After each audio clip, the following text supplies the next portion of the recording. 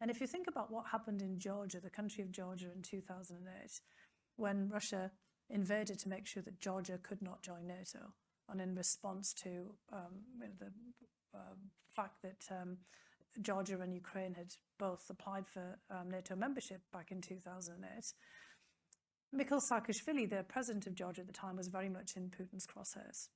Now, it took a while, but in 2013, Saakashvili was voted out of office.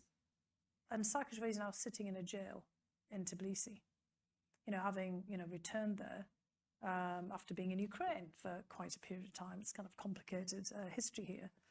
But this has played directly into Putin's hands because now in Georgia's in a way been somewhat marginalized from some of the kind of international affairs in a way that, it wasn't for a very long period of time.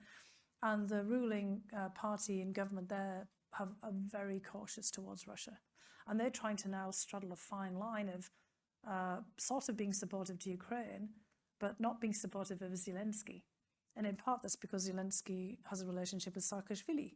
And Saakashvili has become, basically a lightning rod and a flashpoint in Georgian politics. And Putin loves this because, he, at various points, personalized the conflict with Georgia as a way of, it's easier to deal with things if you personalize them, honestly. I mean, particularly for Putin, who's an operative who targets individuals and tends to personalize things because it makes it easier, to have some kind of offensive, against particularly a person and the people who are associated with them, which is also why he targeted Zelensky. But now these Georgian politics are played exactly into his hands. And Georgia is out of the mix, and a lot of the solidarity that might otherwise from around the region be there for Ukraine has been dented as a result of all of this. And so Putin's probably hoping that something similar will happen to Zelensky. This war will grind on.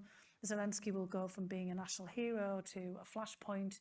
He's already personalized it, and his view that Zelensky must go, though he's dialed it back for now, he's still got him in his crosshairs.